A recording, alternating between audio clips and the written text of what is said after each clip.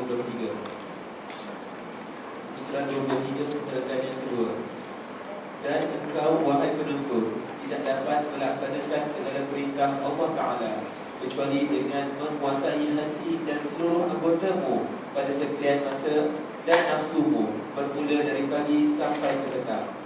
Dan ketahuilah bahawa Allah Ta'ala itu mengetahui segala yang ada di dalam hatimu, dan Dia menilik segala apa yang ada pada zahir dan batinmu, dan Dia mengetahui segala masamu, lintasan hatimu, dan segala langkah-langkahmu, dan segala diammu dan gerakmu.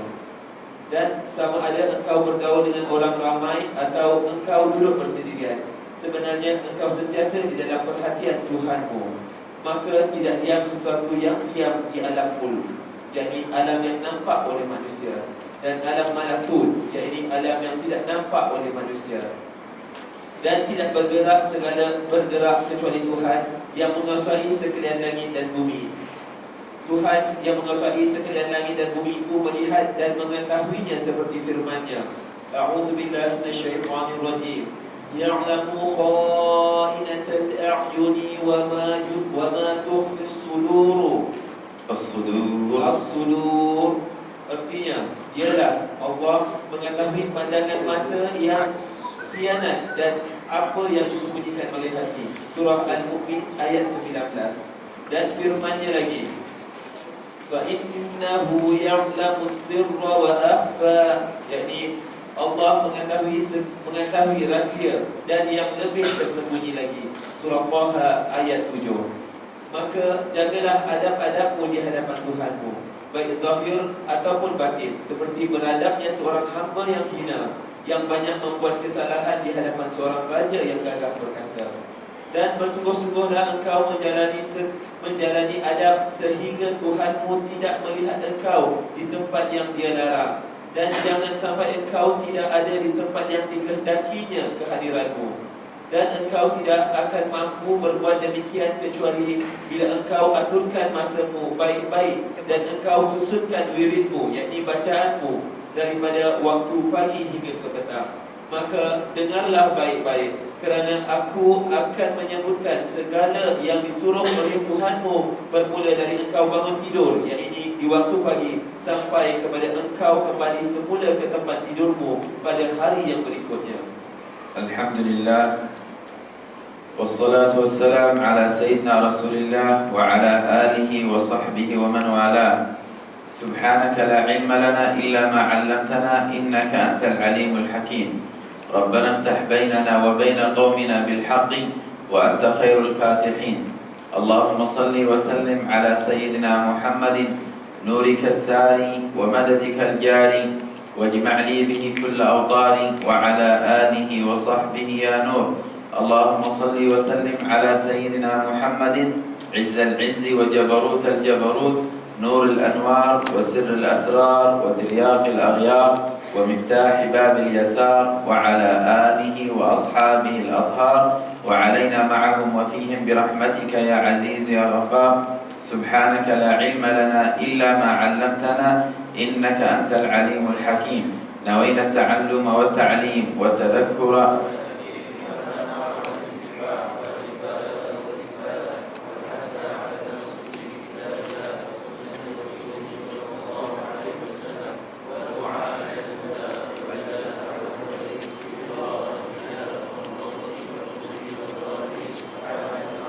نوينا معا وزجان صالحيات. أما بعد، أحييكم بتحية الإسلام. السلام عليكم ورحمة الله تعالى وبركاته. الحمد لله. Tuan-tuan, puan-puan, muslimin, muslimat rahimahumullah ta'ala, kita bersyukur kehadrat Allah subhanahu wa ta'ala. Segala puji bagi Allah atas segala keadaan. Mudah-mudahan insyaAllah kita sentiasa di bawah rahmat Allah subhanahu wa ta'ala dunia dan akhirat. Dan mudah-mudahan insyaAllah kita semua diridai oleh Allah subhanahu wa ta'ala, seperti mana Allah berfirman di dalam Al-Quran, radhiyallahu anhum wa radu an, dzalika liman khasyiya rabbah. Semoga Allah subhanahu wa ta'ala menjadikan kita semua daripada kalangan mereka. Amin, Allahumma amin. Alhamdulillah, kita berada pada malam ini yang penuh rahmah dan taufik dan hidayah daripada Allah subhanahu wa ta'ala. Kita sama-sama belajar dan mengajar Belajari secara bertalaki kitab Bidayatul Hidayah lil Imam Muhammad bin Muhammad Al-Ghazali. Mudah-mudahan insya-Allah kita dapat ilmu yang bermanfaat, yang bawa kita kepada Allah Subhanahu wa taala, menjadikan kita semua hamba Allah yang baik, hamba Allah yang sentiasa beribadah kepada Allah Subhanahu wa taala. Dan kelas yang kita sudah belajar dan mengajar apa yang Imam Al-Ghazali tulis di dalam kitabnya, bahawa perintah Allah Subhanahu wa taala itu ada yang fardu dan ada yang sunnah. Dan ibarat fardu, apakah ibarat fardu? Belum. Ibarat fardu apa? Ya. Apa? Mudah. Baik. Ibarat sunnah, belum hari itu tak ada di umrah. Baik. Halumi ibarat sunnah.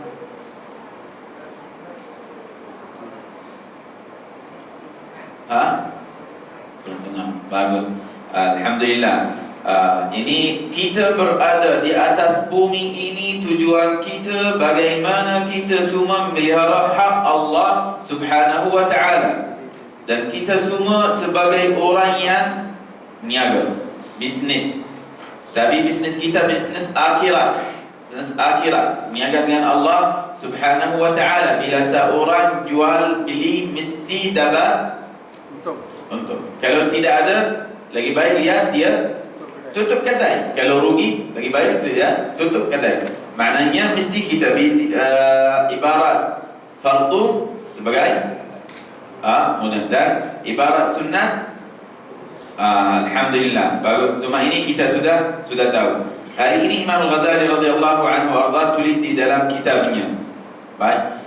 Dan sebelum ini saya nak tanya satu soalan. Apakah amalan yang mulia yang menjadikan kita dekat dengan Allah Subhanahu wa taala setelah kita melihara fardu, solat dan sebagainya? Berzikir. Dalam kitab kelas yang sudah Kuat sikit. Berzikir. Berzikir. Kan Haji Mazlan minggu sudah tak ada dekat Kelantan, saya ingat. Dalam kitab kita baca satu hadis Nabi sallallahu alaihi wa alihi wasallam. Azwan, Haikal ada kitab? Hafal kitab Bidayatul Hidayah, bagus. Okey, Nuzul. Sunnah nawafil, banyak solat sunnat nawafil. Nabi sallallahu alaihi wasallam, "Ma taqarraba ilayya al-mutaqarribun bimithli ada'i ma aftaradtu alaihim." Bacalah hadis ini, artinya tidak ada suatu cara yang lebih sesuai untuk hamba-Ku menghampirkan dirinya kepadaku dengan seumpama mereka melakukan ibadat yang aku fardukan ke atas mereka. Dan sentiasa seorang hamba menghampirkan diri kepada aku dengan menambah amalan yang sunat-sunat, iaitu setelah mereka melakukan yang fardu-fardu. Bagus, maknanya banyak nawafil. Nabi sallallahu alaihi wa alihi wa sahbihi wasallam bersabda dalam hadis sahih, sesiapa yang bersolat yang samanya 12 rakaat selain salat fardu, Allah memberi kepadanya satu rumah di dalam syurga. Hadis sahih, 12 rakaat selain salat fardu, maknanya dia dapat rumah jadi jiran dengan Allah Subhanahu wa taala. Dengan apa? Disebabkan 12 rakaat selain salat fardu. Daripada subuh sampai sekarang berapa banyak kita sudah buat? Berapa rakaat kita sudah buat? Maknanya lagi lepas salat Isya kita akan buat 4 rakaat atau 3 rakaat salat witir. Jadi 12 rakaat. InsyaAllah Sebelum zuhur kita sudah buat 2 rakaat, selepas salat zuhur 2 rakaat, sebelum salat asar 4 rakaat. Jadi berapa? 4, 8, 2 rakaat sebelum salat subuh, sebelum 2 rakaat selepas salat maghrib, 12. Maknanya kita sudah, semua kita sudah dapat rumah di sisi Allah Subhanahu wa taala. Lepas salat Isya kita boleh buat 2 rakaat sunnah salat Isya dan salat witir, dan 1 rakaat kita menutup witir. Bagus. Dan engkau wahai penuntut ilmu, belajar ilmu, tidak dapat laksanakan bagaimana seorang tuan-tuan puan-puan menjalankan hak Allah Subhanahu wa taala selama dia berada di atas bumi ini. Nabi Sayyidina Imam Syafi'i radhiyallahu anhu arda berkata di dalam kitabnya, tak buat semua itu sebagai kerja yang berat. Kerja itu kerja yang berat. Maknanya kita sentiasa bermuraqabah kepada Allah Subhanahu wa taala, menguasai hati dan seluruh anggota-anggota badan. Nabi sallallahu alaihi wasallam bersabda, "Inna badanaka amanatun min Allah 'indaka." Sesungguhnya badan kamu dan anggota-anggota badan kamu amanah daripada Allah Subhanahu wa taala di sisi kamu.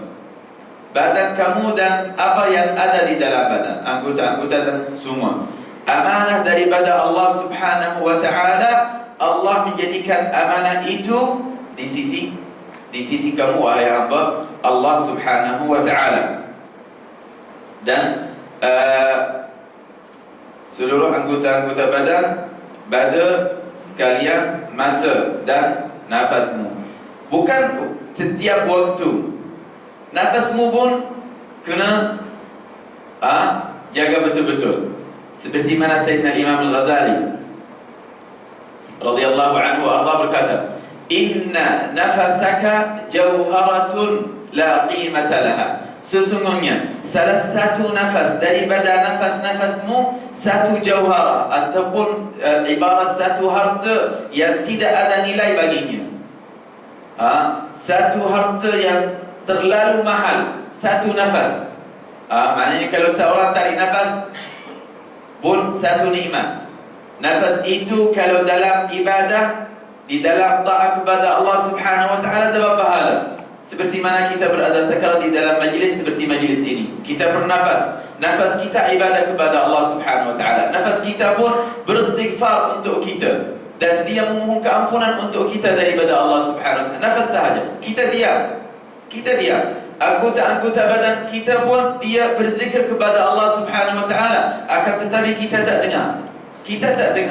Kalau kita dengar mungkin jadi gila. Tak tahan. Tapi kita tak dengar, tak faham bahasa anggota malaikat Allah Subhanahu wa taala, seperti mana Allah berfirman di dalam Al-Quran, "Wa in min syai'in illa yusabbihu bihamdihi walakin la tafqahuna tasbihahu." Akan tetapi kamu tak faham tasbihnya. Tak faham apa yang dia berzikir kepada Allah Subhanahu wa taala. Nafas kita beristighfar kepada Allah. Anggota-anggota badan beristighfar kepada Allah Subhanahu wa taala dan memohon rahmat dan taufik dan maghfirah daripada Allah untuk kita. Di mana kita berada? Bukan. Bila kita ada di dalam majlis yang diridai oleh Allah Subhanahu wa taala. Tengok Imam Al-Ghazali apa yang dia tulis di dalam kitabnya, nafas kita dalam ibadah. Anggota kita pun berada di dalam tempat ibadah. Bila anggota-anggota badan kita ataupun nafas kita ataupun kita bernafas di dalam tempat yang diridai oleh Allah Subhanahu wa taala, tempat yang baik, maknanya nafas kita itu jadi ibadah, nafas yang baik. Tapi kalau kita berada di tempat yang dibenci oleh Allah Subhanahu wa taala, nafas kita jadi hujjah atas diri kita sendiri. Ada satu hadis, anggota-anggota badan manusia bila dia berada di tempat yang dibenci oleh Allah Subhanahu wa taala, tempat yang haram, tempat yang diharamkan oleh Allah Subhanahu wa taala, dia manggil dia dengan satu panggilan yang dia tak faham. Malaikat Allah Subhanahu wa taala tahu dan faham panggilan itu, suara anggota dia. Anggota badan bagi manusia itu, wahai Tuhan kami, bertakwalah kepada Allah Subhanahu wa taala pada kami, maka sesungguhnya kami tak akan tahan di dalam neraka Allah pada hari kiamat. Bertakwalah kepada Allah Subhanahu wa taala, maka sesungguhnya kita tak akan tahan di dalam neraka, tak kuat untuk azab Allah di dalam neraka. Ini anggota badan kita.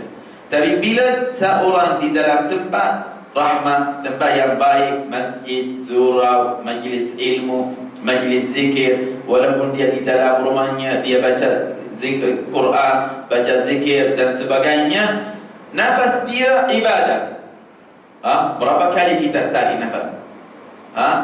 Dalam satu hari berapa kali? Saya sudah bagi tuan-tuan puan-puan faedah ini. Saya ingat semua. Berapa kali? Imam Ahmad bin Hasan Al-Attas. Sebanyak 20. Semua orang tak ingat. Haikal, dalam sehari ataupun dalam sehari semalam kita sudah bernafas sebanyak berapa? 24,000 kali. Dalam satu hari 24,000 kali. Imam Ahmad bin Hasan Al-Attas radhiyallahu anhu berkata, tarikan nafas dan setiap jam sebanyak 1,000 tarikan nafas. Satu hari berapa jam? 24. Jadi 24,000. Maknanya jika dia berniat untuk taat kepada Allah, bagaimana kita menjadikan nafas kita ibadah? Melalui nafas-nafas kita dapat pahala daripada Allah Subhanahu wa taala. Walaupun seorang tengah tidur dia dapat pahala. Seorang tengah makan dia pun dapat pahala. Seorang tengah main dia pun dapat pahala. Baik, Imam Ahmad bin Hasan Al-Attas radhiyallahu anhu berkata, jika dia berniat untuk taat kepada Allah Subhanahu wa taala, niat taat kepada Allah dengan semua itu, maka semua amalannya akan menjadi amal yang baik dan semua nafasnya jadi nafas yang baik. Nafas itu taat. Dia tidur, dia bernafas, nafas. Berapa banyak kali para malaikat tak akan berhenti tulis kebaikan untuk dia. Dan jika dia berniat ataupun dia berada di dalam tempat maksiat kepada Allah Subhanahu wa taala, dengan semua itu maka semua amalannya menjadi rosak, maksiat. Nafasnya nafas yang maksiat semua. Sebab niat dia tak perlu niat. Kalau dia sudah berada di tempat maksiat, nafasnya otomatik jadi maksiat. Bila dia berada di tempat taat kepada Allah Subhanahu wa taala, nafas dia dan anggota-anggota badan dia otomatik jadi di dalam taat kepada Allah Subhanahu wa taala. Maknanya tuan-tuan puan-puan, sekarang kita semua tak dapat pahala majlis ilmu sahaja. Bukan pahala majlis ilmu. Walaupun satu majlis ilmu, Nabi sallallahu alaihi wasallam bersabda, lebih baik, lebih afdal daripada salat 2,000 rakaat. Khairun min salat 1,000 rakaat, 1,000 rakaat. Satu majlis ilmu. Ikut 1,000 janazah, tasyih 1,000 janazah, ziarah 1,000 orang sakit. Satu majlis ilmu. Bukan kita dapat pahala majlis ilmu sahaja. Kita dapat pahala melalui majlis ilmu, dapat pahala melalui nafas-nafas kita, dapat pahala melalui anggota-anggota badan kita. Semua anggota badan kita beristighfar kepada Allah Subhanahu wa taala untuk kita, dan dia memohon keampunan daripada Allah Subhanahu wa taala. Nafas kita juga dia berzikir kepada Allah, bertasbih kepada Allah Subhanahu wa taala, tetapi kita tak faham apa yang mereka baca. Seperti mana Allah berfirman di dalam Al-Quran, dan mudah-mudahan insya-Allah semoga Allah menjadikan kita hamba yang sentiasa menggunakan waktunya di dalam ketaatan kepadanya. Amin. Allahumma amin birahmatika birahmatika ya arhamar rahimin. Bagus. Dan ketahuilah bahawa Allah Subhanahu wa taala itu Allah Subhanahu wa taala ya'lamu kha'inatal a'yuni wa ma tukhfi as-sudur wa huwa bi kulli syai'in alim. Dengan semua sesuatu dia tahu. Semua sesuatu. Ma min saghiratin wala kabiratin illa ya'lamuha. Tidak ada perkara yang kecil ataupun besar, malaikat dia tahu.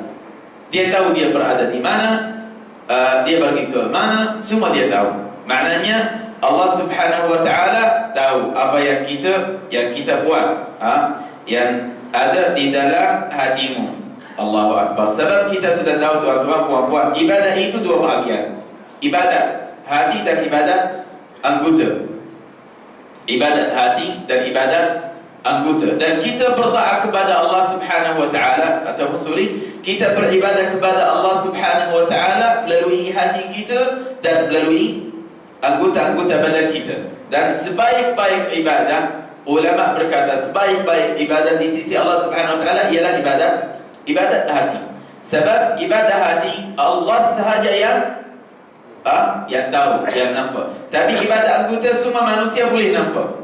Kita berada dalam majlis ilmu, ramai manusia boleh nampak kita. Bila kita buat solat, qiyamul lail pun ada orang yang boleh nampak kita. Tapi hati kita tidak ada pun seorang yang nampak, yang tahu apa yang ada di dalam hati kita, malaikat Allah Subhanahu wa taala. Kadang-kadang kita dalam majlis seorang di sini depan, seorang belakang, dia nampak seorang masuk, muslim dengan muslim dalam masjid, tapi dia tak suka orang itu.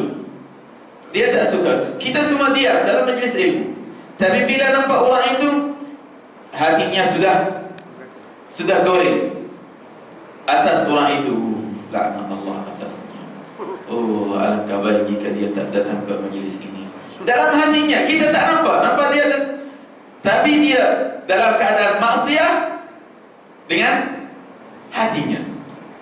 Tapi kadang-kadang seorang masuk, dia tak pernah masuk majlis masjid, masuk terus.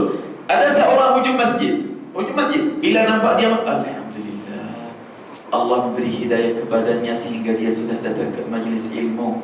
Dalam hati saja dia nampak dengan mata, tapi dia bercakap di dalam hatinya. Dia terus, para malaikat terus tulis kebaikan untuk dia, tulis pahala untuk dia. Dalam hati saja dia nampak seorang masuk, alhamdulillah, syukur kepada Allah. Allah buka hatinya sehingga dia masuk ke masjid, datang ke majlis ilmu. Ibadah hati ini ibadah yang mulia. Tak nampak malaikat Allah Subhanahu wa taala, tapi dengan anggota-anggota kita boleh nampak. Bagaimana kita semua tuan-tuan puan-puan menjadikan hati kita, anggota-anggota badan kita sentiasa berada di tempat taat kepada Allah, berada di tempat yang disukai oleh Allah Subhanahu wa taala, sentiasa bersama Allah Subhanahu wa taala.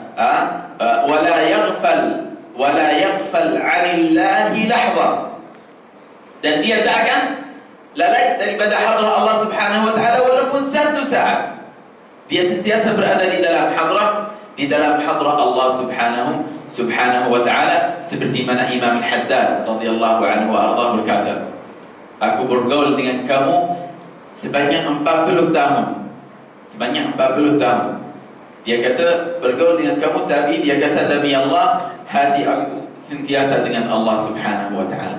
Walaupun kamu semua nampak badan saya, lidah saya dengan kamu, akan tetapi hakikat hati saya dengan Allah Subhanahu wa taala. Maknanya dia tak berbual dengan mereka malaikat kerana Allah Subhanahu wa taala. Dia tak ajar mereka malaikat kerana Allah Subhanahu wa taala. Tak buat sesuatu malaikat kerana Allah Subhanahu wa taala. Maknanya hati dia jadi kerana Allah Subhanahu wa taala dan jadi bersama Allah Subhanahu wa taala. Bila mana seorang nak tolong orang lain, bila mana seorang nak buat kerja di dunia dan sebagainya, jika kerja itu kerana Allah, maknanya hati dia kerana dengan Allah, otomatik. Jika kerja itu kerana Allah, ikhlas kerana Allah, hatinya otomatik dengan Allah Subhanahu wa taala. Akan tetapi kalau kerja dia bukan kerana Allah Subhanahu wa taala, kerana manusia, kerana nama, kerana kemasyhuran dan sebagainya, nak orang tulis di dalam surah khabar, hatinya jauh daripada Allah Subhanahu wa taala dan dia boleh dapat nama itu ataupun dapat kemasyhuran dan sebagainya, tapi hatinya jauh daripada Allah Subhanahu wa taala. Baik, bagaimana hati kita, anggota badan kita sentiasa dengan Allah Subhanahu wa taala? Maknanya ibarat hati yang baik seperti ikan di dalam air. Jika dia keluar daripada air, dia akan mati. Ikan bila keluar daripada air, pernah tak nampak ikan hidup di atas bumi? Pernah tak? Hari itu kita nampak dekat TV. Saya dengan Sofi nampak dekat TV boleh ada ikan hidup atas kalau keluar daripada air. Tapi tak ada. Tak. Apa? Kartun. Kita bagi story nampak dekat story. Maknanya ikan bila keluar daripada air dia mati. Hati kita bila keluar daripada hadrah Allah Subhanahu wa taala terus mati. Satu saat, sekejap sahaja habis. Bila keluar daripada hadrah Allah Subhanahu wa taala, tidur hati kita di dalam hadrah Allah. Kerja hati kita di dalam hadrah Allah Subhanahu wa taala. Sebaik-baik ibadah di sisi Allah Subhanahu wa taala ialah ibadah hati. Duduk atas kursinya di dalam ofisnya, buat kerja dunia, tapi hatinya bersama Allah Subhanahu wa taala. Seperti mana ahli hikmah berkata, as-salihun ajsamuhum fil farsh wa arwahuhum fil arsh. Para salihin radhiyallahu anhum wa ardahum, badan mereka atas katil ataupun atas tilam, atas farsh. Wa arwahuhum fil arsh, dan ruh-ruh mereka di atas arsh Allah Subhanahu wa taala. Maknanya di dalam hadrah Allah Subhanahu wa taala. Baik. Imam Al-Ghazali radhiyallahu anhu wa ardah berkata, dan dia mengetahui segala masamu. Allah Subhanahu wa taala tahu. Hari ini pergi mana, hari ini buat apa, semua tahu. Sebelum dia sudah lahir, Allah sudah tulis. Allah sudah tulis semua. Sama amalannya ataupun waktunya ataupun tempatnya. Allah sudah tulis semua. Dan baca lintasan hatimu dan segala langkah-langkahmu. Allahu Akbar. Maknanya ada satu kamera, tuan-tuan, puan-puan. Itunya kamera langit. Bukan kamera di bumi ataupun tepi jalan. Bila kita nak mandu kereta, tepi jalan ada kamera. Kena hati-hati, ada kamera. Tapi kamera itu sekejap sahaja. Di satu tempat dia ada, satu tempat dia tidak ada. Tapi ada satu kamera sentiasa dengan kita. Di mana kita berada, kamera itu sentiasa dengan kita. Bila kamera itu akan berhenti ataupun bila kita mati, yaitu kamera langit, kamera Allah Subhanahu wa taala. Bagaimana kita rasa takut daripada Allah Subhanahu wa taala, tak buat satu langkah di atas tempat malaikat kerana Allah Subhanahu wa taala. Tak buat apa-apa, wala takhtu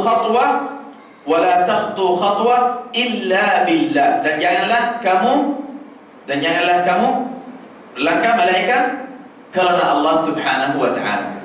Bila keluar daripada rumah sebelum pergi, tengok nak pergi ke mana, tempat yang baik atau tempat yang jahat. Kalau tempat yang jahat, ingatlah, satu langkah satu kejahatan, satu langkah satu kejahatan, satu maksiat. Berapa langkah daripada rumah kamu ke tempat itu? Berapa banyak sudah bermaksiat kepada Allah? Nafas kamu terus daripada rumah ke tempat itu, dia memberi laknat kepada kamu. Dan dia manggil kamu dengan suara yang kamu tak dengar. Bertakwalah kepada Allah Subhanahu wa ta'ala, maka sesungguhnya kita tak tahan dan tak sabar atas azab neraka. Satu langkah satunya. Tapi kalau keluar daripada rumahnya, bila dia keluar daripada rumah ke masjid, dia sudah bersyukur kepada Allah. Berapa banyak langkah, berapa banyak, satu langkah satu kebaikan. Dulu bila saya belajar di Darul Mustafa, tempat tidur dekat dengan surau. Macam rumah saya, rumah nombor 1. Macam surau di sini dan bilik saya di dekat tempat tandas, tempat wudu. Lepas tu dekat, bila keluar daripada bilik, ada kalau jalan nak pusing belakang asrama, lepas tu masuk surau. Tapi ada jalan highway terus daripada bilik tidur sampai surau sekejap, terus masuk. Lepas tu Habib Umar kata, kenapa kamu tak pandai mencari pahala daripada Allah? Saya kata, bagaimana Habib? Dia kata, satu langkah satu kebaikan daripada Allah Subhanahu wa ta'ala ketika kamu keluar daripada bilik tidur sampai surau. Masih awal kena pusing daripada belakang, lepas tu masuk ke surau. Bukan terus, ini dekat sahaja. Dekat, kena ambil jalan yang belakang asrama. Belakang. Banyak langkah, dapat banyak pahala daripada Allah Subhanahu wa ta'ala. Maknanya, satu langkah satu kebaikan daripada. Kadang-kadang bila bangun awal, nak bagi salat zuhur dan asr dan sebagainya, masih awal, belum azan, tidak ada apa-apa. Dekat rumah kamu ada masjid, dekat. Tapi masih awal, carilah pahala banyak. Berniagalah dengan Allah Subhanahu wa ta'ala. Bagilah ke kota komuni. Kalau dekat Syarah tak ada, jalan-jalan dengan isteri, makan angin, berbual dengan isteri. Baguslah, pahala banyak daripada Syarah ke sini. Masih awal. Tapi kalau sudah dekat, tak apa, tidak ada masalah. Satu langkah satu kebaikan. Dan kereta kamu beristighfar untuk kamu, beristighfar dan berdoa untuk kamu daripada Allah Subhanahu wa ta'ala. Maknanya bersungguh-sungguh untuk mencari pahala. Bagaimana jadi kaya pada hari kiamat. Orang kalau dia di dunia, dia ada kerja, dia kerja dengan kerjaan, ataupun ada satu time kerja, gaji tak cukup, dia fikir bagaimana cari kerja lain. Hari cuti dia kerja, ataupun kalau kerja dia sampai petang, dia cari kerja malam juga. Kerja malam juga. Saya jumpa seorang dia kerja daripada siang sampai petang, security di masjid negeri. Lepas tu daripada petang sampai daripada jam 6 sampai siang dia kerja security di Yayasan Restu. Masya Allah. Bila dia tidur, bila saya tanya dia, tak pernah tak? Dia kata sudah biasa. Gaji saya pun tak cukup. Anak-anak saya sudah ramai, sewa rumah, bayar sekolah, makan. Masya Allah. Dia betul bermujahadah. Tapi di dunia tidak ada masalah. Tak akan seorang mati disebabkan kelaparan. Tapi pada hari kiamat yang masalah. Betul. Kalau seorang fakir, kalau seorang tidak ada pahala banyak, tidak ada harta banyak, bukan harta duniawi, harta akhrawi, dia yang kasih yang betul. Di sini kalau tidak ada rumah di sini, tak apa, balik kampung, duduk di rumah kampung. Di mana-mana tidak ada masalah di dunia. Tapi pada hari kiamat tidak ada malaikat dua tempat, neraka ataupun syurga. Kalau tak ada tempat di syurga, nak pergi ke mana? Tidak ada masjid bagi i'tikaf dekat masjid, nak tidur dekat masjid, tidak ada tempat sewa, tidak ada. Tak. Baik, mudah-mudahan insya-Allah kita kaya dunia dan akhirat insya-Allah taala. Baik, dan sama ada engkau bergaul dengan orang ramai atau maknanya sentiasa bersama Allah Subhanahu wa taala. Akhirnya dengan manusia ataupun dengan orang ataupun sendiri, duduk sendiri, kadang-kadang seorang dia dalam biliknya sendiri, seorang sahaja, tidak ada dengan dia malaikat Allah dan handphone dia. Sebelum dia buka handphone dia, ingatlah Allah bersama kamu. Kadang-kadang dia buka handphone, tengok gambar yang haram, video yang haram. Sebelum dia tengok, dia bagi tutup kunci pintu biliknya. Takut daripada siapa? Daripada ibu babanya. Ibu bapa kamu sudah tidur. Kalau kamu takut daripada ibu bapa kamu ataupun dari mana manusia, ketahuilah manusia sudah tidur. Akan tetapi jika kamu takut daripada Allah Subhanahu wa ta'ala, maka sesungguhnya Allah sentiasa lihat apa yang kamu buat. Sebelum buka, ingatlah Allah nampak apa yang kamu buat. Walaupun tidak ada orang, Allah ada bersama kamu. Tapi kita tak boleh nampak Allah. Itu darajat ihsan. Darajat yang paling tinggi, darajat ibadah yang paling tinggi, ihsan. Kita beribadah kepada Allah seakan-akan kita lihat Allah. Jika kita tak lihat Allah, maka sesungguhnya Allah lihat kita. Allah lihat apa yang kita buat. Bila duduk seorang, bila bermuamalah dengan orang, bila kamu di tempat kerja, kadang-kadang bila bos kita ada, kita rajin. Kadang-kadang bos ada bos. Allah nak apa daripada bos kamu? Bos kamu sekarang ada, lepas itu dia tidak ada. Bermuamalah dengan dia, takut daripadanya. Apa yang dia boleh buat? Yang dia mampu, dia halau kamu. Nak apa? Kalau dia halau kamu daripada tempat dia, Allah buka untuk kamu 100 tempat lain. Nak apa daripadanya? Sama di bos kamu ada ataupun bos para bos, dia sentiasa dengan kamu, yaitu Allah. Kadang-kadang bila kita tahu esok ada guru besar dan sebagainya, semua ada, kena bagi awal. Bagi awal, bagi akhir, bagi lambat, bagi sama dengan Allah Subhanahu wa taala. Sebagai bekerja dengan Allah, jangan letak satu langkah malaikat kerana Allah Subhanahu wa taala.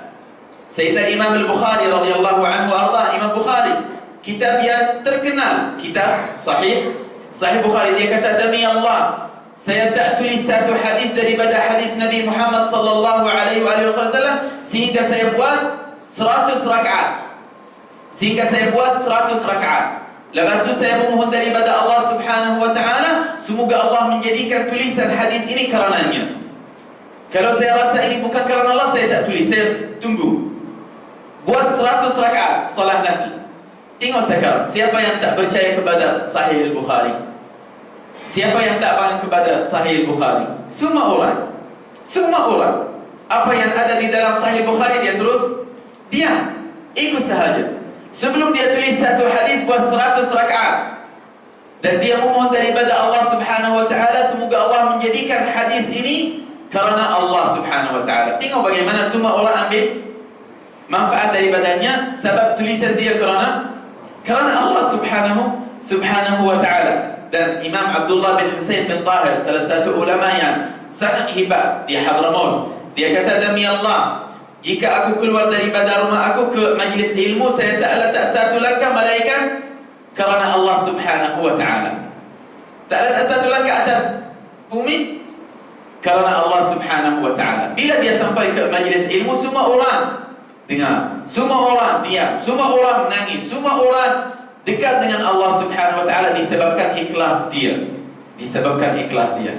Kadang-kadang kita tak nampak di dalam gaji kita ada barakat, tak nampak di dalam rumah kita ada barakat, tak nampak di dalam dengan anak-anak kita orang yang diberkati oleh Allah, gaji yang diberkati oleh Allah, tak ada, tak nampak. Sebab kita buat semua itu kerana manusia.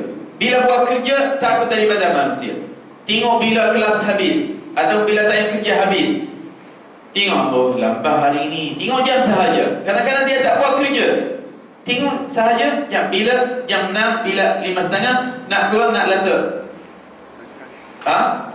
Basikal nak balik.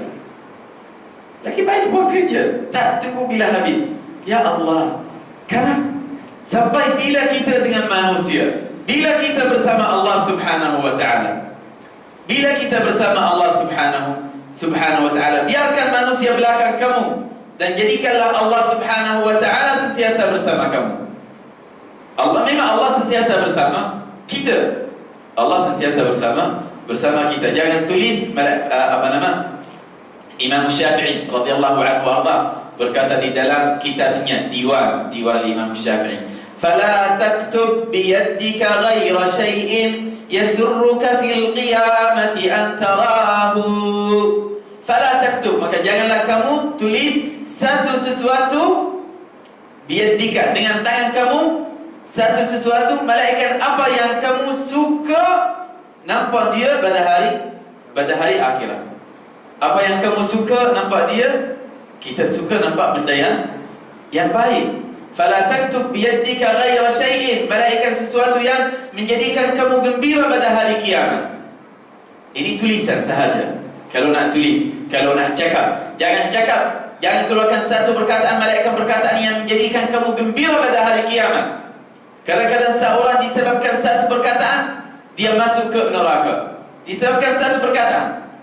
Seperti mana Rasulullah sallallahu alaihi wasallam bersabda di dalam hadis sahih setelah Sayyidati Aisyah radhiyallahu anha wa ardhaha pada satu hari berkata kepada Rasulullah SAW, "Ya Rasulullah, inna Safiyah qasira." Wahai Rasulullah, sesungguhnya Safiyah istrimu, istri yang kecil, badannya pendek. Maknanya saya yang tinggi, cantik.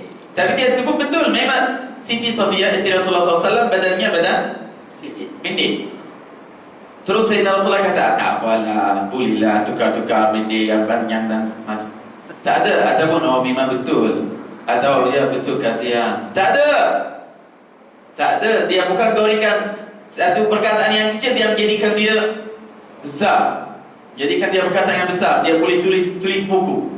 Satu perkataan menjadikan dia 100 perkataan. Bila Rasulullah SAW dengar Siti Aisyah cakap begitu, dia letak dua tangannya atas kepalanya Rasulullah SAW. Ya Aisyah, wahai Aisyah, laqad qulti kalimah law muzijat bima'il bakhri laghayyaratuh. Wahai Aisyah, demi Allah kamu sudah bercakap dengan satu perkataan, kalau kita letak perkataan itu di dalam laut, laut itu akan jadi kutub. Satu perkataan qasirah, pendek. Dia pendek. Nabi SAW kalau kita letak perkataan itu di dalam laut, dia menjadikan laut itu air laut kutub. Bau buruk. Qasirah, kita cakap macam-macam. Maknanya jangan keluarkan satu perkataan. Malaikat jika kamu sudah cek dia, tengok adakah dia kerana Allah ataupun kerana apa. Kadang-kadang duduk dengan seorang, orang itu tak baik. Oh, kamu yang baik, Masya Allah, kamu malaikat. Ataupun tak ada, saya nak nasihat, nak nasihat dia, bukan nak tak. Kamu tahu apa yang ada di dalam hati kamu. Kamu tahu apa yang ada di dalam hati kamu, dan Allah Subhanahu Wa Taala saja yang tahu. Jangan buat sesuatu malaikat kerana Allah Subhanahu Wa Taala. Baik. Sebenarnya engkau sentiasa di dalam perhatian Tuhanmu. Kamera Allah Subhanahu Wa Taala. Ada dua malaikat sentiasa bersama kita. Bila malaikat itu tinggal kita, bila kita dengan isteri kita atau di dalam tandas dan sebagainya, Allah bersama kita. Allah sahaja bersama kita. Allah fi kulli makan. Allah berada di semua tempat. Allah berada di semua tempat. Allah wujud tanpa tempat. Di semua, di sini, di sana, Allah ada dengan kita. Wa huwa ma'akum aynama kuntum, dan dia yaitu Allah Subhanahu Wa Taala bersama kamu semua di mana kamu berada. Di mana kamu berada, Allah bersamamu. Baik. Okey. Terus maka tidak diam.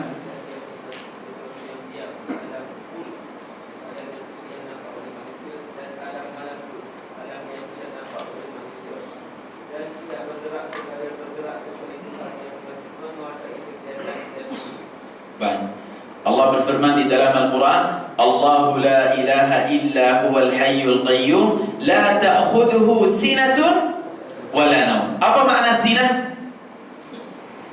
Bukan tidur, tapi sinah tu mata sekejap sahaja. Tidak ada. Maknanya kalau Allah Subhanahu Wa Taala lalai satu saat sahaja, semua bumi dan langit akan rosak. Semua rosak. La ta'khudhuhu sinatun wala naum.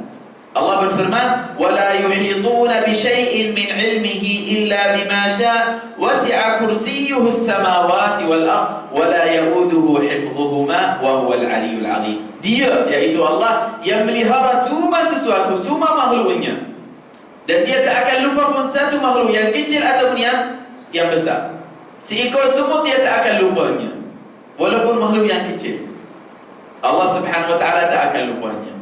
Wa huwa ma'akum wa huwa bikulli syai'in alim. Allah berfirman, dan Allah berfirman, ya'lamu kha'inatal a'yuni wa ma tukhfi as-sudur. Allah kha'inatal a'yun, apakah khianat dia? Allah Subhanahu Wa Taala mengetahui Dengan mata. Dengan mata sahaja. Kadang-kadang kita nampak seorang dengan mata kita sahaja. Kita bergerak mata kita kerana apa? Kadang-kadang kita tak tahu. Kita buat satu isyarat. Subhanallah. Ya'lam, dia tahu. Dia tahu buat itu kerana apa. Baik. Wa ma tukhfi sudur, dan yang ada di dalam hati dia pun tahu. Sebab bahasa manusia dua bahasa. Satu bahasa yang jelas, yang terang, yang semua orang boleh faham maknanya, dan satu bahasa yang tidak ada seorang tahu malaikat Allah. Tidak ada sesiapa makhluk yang faham maknanya malaikat Allah, iaitu bahasa hati. Bahasa lidah senang, boleh bercakap 1 jam, 2 jam, semua orang dengar. Tapi bahasa hati tak ada tahu. Tidak ada seorang tahu malaikat Allah subhanahu wa ta'ala. Maknanya sentiasa berbual dengan Allah subhanahu wa ta'ala, sentiasa bercakap dengan Allah subhanahu wa ta'ala. Baik, fa innahu ya'lamu sirra wa akhfa. Itu sudah sir. Apa makna sir? Rahsia. Wa akhfa, ada yang lagi. Maknanya yang rahsia ada yang lagi rahsia. Subhanallah. Kalau ada benda yang lagi rahsia, Allah tahunya. Semua Allah tahu. Baik, maka jagalah adab-adabmu di hadapan hadrah Allah subhanahu wa ta'ala. Tuan-tuan, puan-puan, Al-Imam Al-Junaid radhiyallahu anhu wa arda berkata, Al-adab adaban. Al-adab adaban. Berkata Imam Junaid, adab itu ada dua bahagian. Baik, adabul alaniyah wa adabul qulub. Adabus sir wa adabul alaniyah. Adabus sir wa adabul alaniyah, berkata Imam Junaid, adab itu ada dua bahagian. Adab yang tidak kelihatan, Allahu Akbar, namanya adab sir. Tak ada orang yang nampak itu malaikat Allah subhanahu wa ta'ala, tidak kelihatan dengan dua mata. Yang kedua, adab yang kelihatan, adabul alaniyah, zahir dan batin. Yang batin adab tidak kelihatan, adab zahir yang kelihatan, orang boleh nampak. Dan adapun adab yang tidak kelihatan, apakah adab itu? Imam Al-Junaid radhiyallahu anhu Allah berkata, membersihkan hati dari segala aib, segala maksiat. Membersihkan hati daripada segala aib, itu adab yang tidak kelihatan dalam hati, adab hati. Bersihkan hati daripada hasad dengki, ngadu domba, ghibah, namimah, benci kepada orang. Itu sifat hati. Ngadu domba dan sebagainya itu dengan lidah, melalui lidah. Tapi kebencian kepada orang itu di dalam hati. Ini yang pertama. Dan adab yang kelihatan, melihara anggota badan daripada segala dosa. Jangan buat dengan dua tangan kamu malaikat apa yang Allah suka. Jangan tinggung kepada satu perkara malaikat, perkara yang disukai oleh Allah subhanahu wa ta'ala. Baik, Sayyidina Abdullah bin Umar radhiyallahu anhu wa arda, Rasulullah sallallahu alaihi wasallam ditanya, hadis sahih di dalam Sunan Ibn Majah radhiyallahu anhu wa arda, Rasulullah sallallahu alaihi wasallam ditanya, siapakah sebaik-baik manusia ya Rasulullah? Sebaik-baik manusia ya Rasul. Siapakah sebaik-baik manusia ya Rasulullah? Lalu Rasulullah SAW bersabda, setiap yang bersih hatinya dan benar lidahnya, setiap yang bersih hatinya dan benar lidahnya, inilah sebaik-baik manusia. Dia maknanya orang yang punya adab zahir dan adab batin. Orang yang ada di dalam hatinya, pada anggota badannya, adab zahir dan batin, inilah sebaik-baik manusia. Yang punya dua perkara, mempunyai adab yang kelihatan, yang kelihatan, yang tidak kelihatan. Itu sebaik-baik manusia. Mereka para sahabat radhiyallahu anhum bertanya, wahai Rasulullah, kalau yang penalilannya itu kami sudah mengetahuinya, maknanya dia cakap yang benar. Sebab itu adab zahir, kelihatan, semua orang boleh dengar, boleh nampak itu baik ataupun tak baik. Tak baik. Ya Rasulullah, kalau yang penal lidah itu kami sudah mengetahuinya. Tahu sebab kita nampak, kita dengar. Dan maka apa maksud bersih hati itu? Orang yang bersih hati apa maksudnya? Nabi sallallahu alaihi wasallam bersabda, yaitu seorang yang bertakwa. Takwa itu di dalam hati kita tak nampak. Beradab dengan Allah melalui takwa kepada Allah Subhanahu wa taala. Satu sifat adab hati. Yang bertakwa, yang suci. Yang suci, yang tidak dosa, tidak zalim, tidak iri hati dan tidak hasad dengki di dalamnya. Masya Allah. Mudah-mudahan insya-Allah kita daripada kalangan mereka insya-Allah taala, orang yang mempunyai adab zahir dan adab batin bersama Allah Subhanahu wa taala dan bersama para hamba Allah Subhanahu wa taala. Amin Allahumma amin. Inilah malu dengan Allah. Sifat hati itu ataupun adab hati. Adab hati, apakah makna adab hati? Bagaimana seorang rasa malu dengan Allah Subhanahu wa taala. Malu dengan Allah Subhanahu wa taala. Bila seorang rasa malu dengan Allah, dia malu Allah nampak dia di dalam tempat yang dibenci oleh Allah Subhanahu wa taala. Bila dia nak buat maksiat, dia rasa malu dengan Allah. Seperti mana dia malu dengan manusia. Sayyidina Uthman bin Affan radhiyallahu anhu arda, salah satu sahabat yang sangat mulia di sisi Allah Subhanahu wa taala. Malaikat Allah Subhanahu wa taala, Nabi SAW bersabda, "Inna malaikatar Rahman la tastahi minka ya Uthman."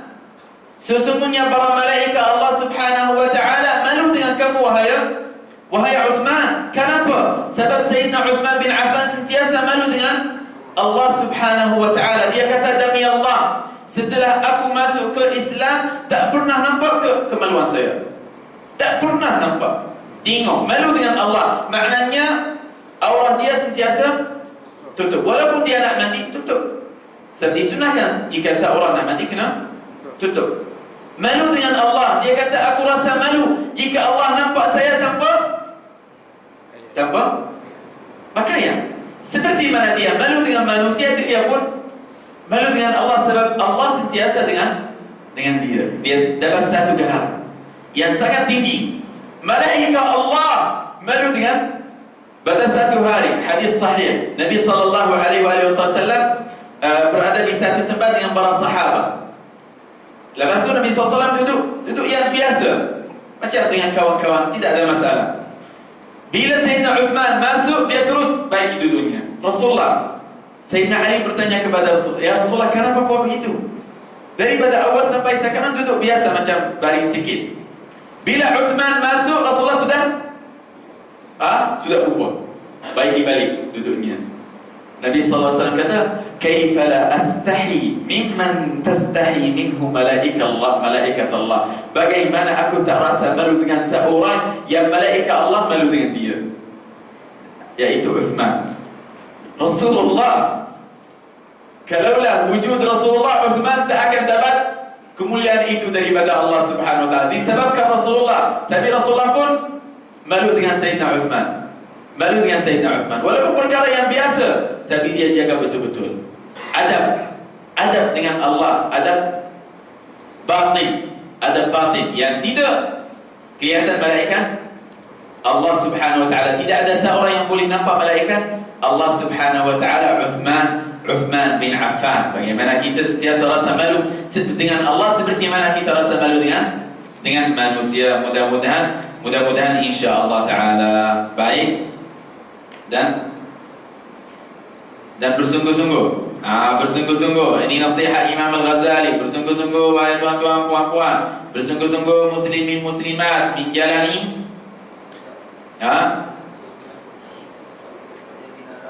menjalani adab sehingga Tuhanmu tidak melihat kamu di tempat yang dia larang dan Allahu Akbar. Maknanya alla yaraka Allah. Nabi SAW bersabda dalam hadis sahih, bila seorang bertanya kepadanya, ya Rasulullah, ma hiya al-ibadah? Apakah ibadah itu? Alla yaraka Allah haitsu nahak. Alla yaraka Allah. Ibadah itu Allah Alla yarak. Allah tak nampak kamu di tempat yang Dia larang kamu dari ibadahnya. Itu ibadah. Bila Allah tak nampak kamu di tempat yang Dia larang kamu dari ibadahnya, maknanya kamu beribadah kepada Allah Subhanahu wa ta'ala. Wa ta'at an yaraka Allah haitsu amarak, bahawa Allah melihat kamu di tempat yang Dia amarak, yang suruh kamu, di tempat yang Allah suruh kamu duduk di dalamnya. Salat, puasa, majlis, zikir dan sebagainya. Itu ibadah. Ibadah kepada Allah Subhanahu wa ta'ala. Baik. Dan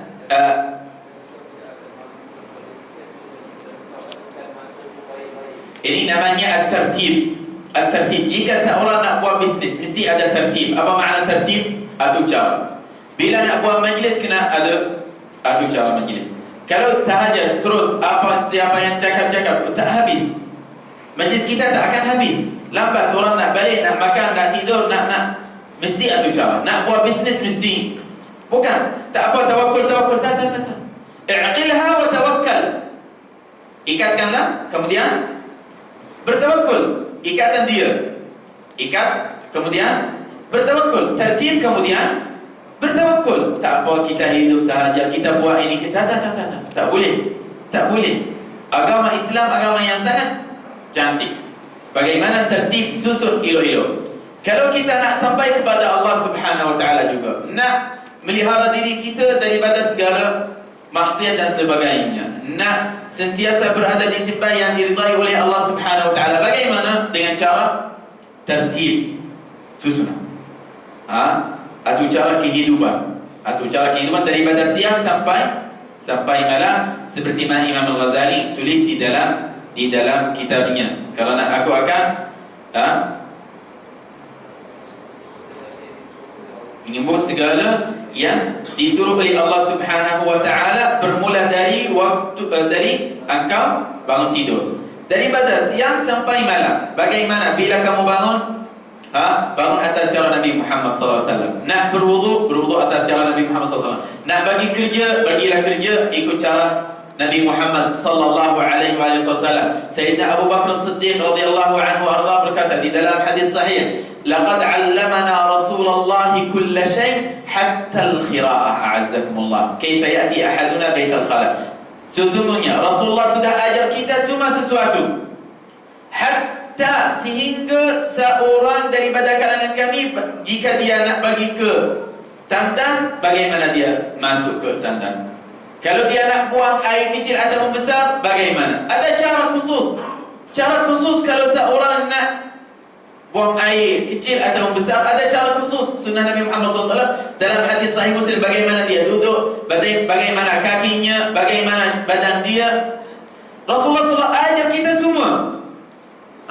Tapi sekarang semua banyak orang sakit, dia baru umurnya 50, baru umurnya 60, dia sudah tak. Allah, baru 60, muda lagi, tapi sudah bila dia nak Allah. Sebab ikut cara mudik, tak ikut cara Nabi Muhammad SAW. Kalau ikut cara Nabi Muhammad SAW, daripada siang sampai malam, Masya Allah. Kalau sudah berumur, sudah 120 tahun, Masya Allah, boleh angkat, boleh makan seekor kambing. Betul, kuat, riak, tak perlu riak, tak perlu suka. Ulama berkata, jika seorang ikut cara Nabi Muhammad SAW daripada siang sampai malam, dia tak perlu ke riadah. Suka, tak perlu. Kalau sudah ikut cara Nabi Muhammad, bila dia nak salat, bagaimana salat? Kadang-kadang seorang baru muda, lagi muda daripada saya, bila dia nak rukuk macam ni. Allah bagi dia Allah. Bila dia nak bangun, baru nampak umurnya 50 tahun, 60 tahun, kecil, tapi sudah masih muda.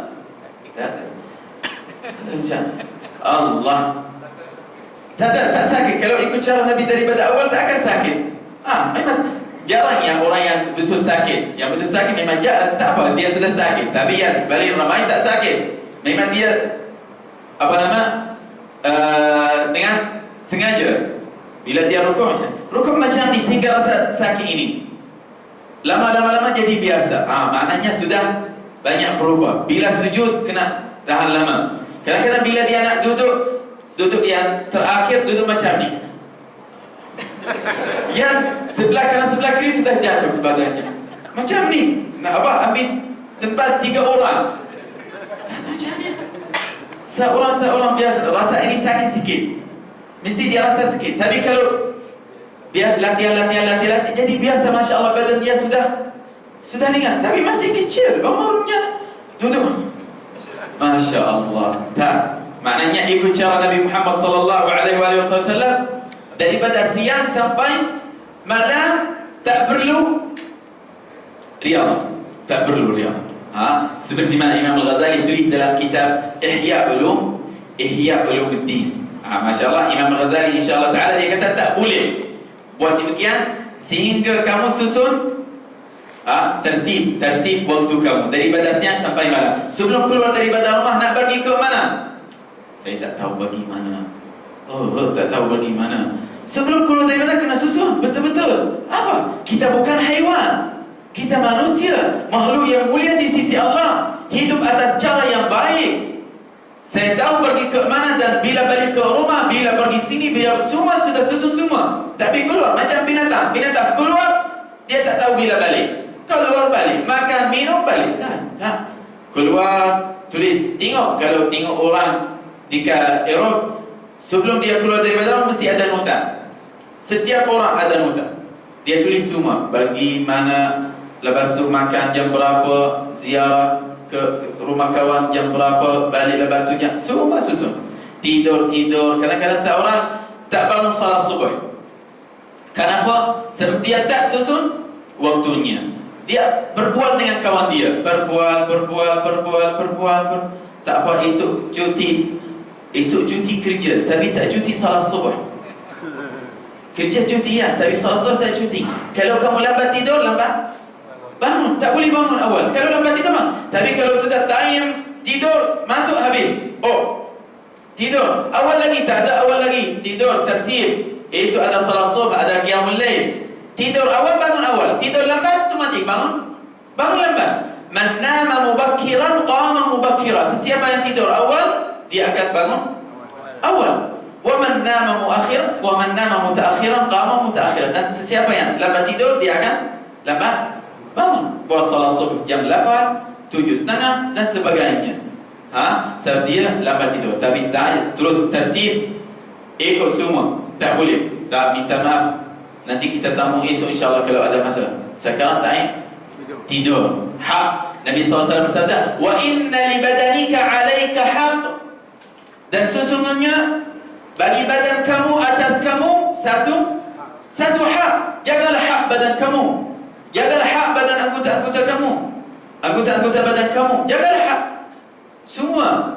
Bukan tak pergi balik, pergi mana, tengok tak tahu pergi mana, keluar daripada rumah tak tahu pergi mana, cari restoran mana. Walaupun nak makan dekat mana. Sebelum pergi makan, hari ini pergi makan di restoran ini. Restoran itu jauh sikit, kena keluar awal sikit. Susun semua. Tapi kalau tak apa, bagilah nantinya. Jalan game. Bila jalan game sampai sana habis, sudah tak larat nak makan. Jadual sudah lari.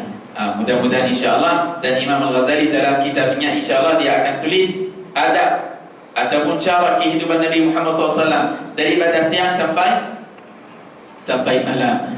Kita sama-sama insya-Allah belajar dan mengajar, dan tujuan kita bagaimana cara kehidupan kita seperti cara kehidupan Nabi Muhammad sallallahu alaihi wa alihi wasallam. Mudah-mudahan insya-Allah semoga Allah menjadikan kita sentiasa ikut cara Nabi Muhammad sallallahu alaihi wasallam, sentiasa bersama Nabi Muhammad sallallahu alaihi wasallam dunia dan akhirat. Allahumma ya man wafaqa lil khair wa a'anhum alaih, waffiqna lil khair wa a'inna alaih, ighfir dhunubana wastur 'uyubana wakshif kurubana waj'alna min ibadikal mu'minin. Allahumma اللهم اغفر ذنوب الحاضرين والحاضرات وأصلح شؤون الحاضرين والحاضرات وبارك في أعمال الحاضرين والحاضرات واجعل الحاضرين والحاضرات من أبرك عبادك لعبادك المؤمنين برحمتك يا أرحم الراحمين. ربنا آتنا في الدنيا حسنة وفي الآخرة حسنة وقنا عذاب النار. سبحان ربك رب العزة عما يصفون وسلام على المرسلين والحمد لله رب العالمين. تقبل الله منكم.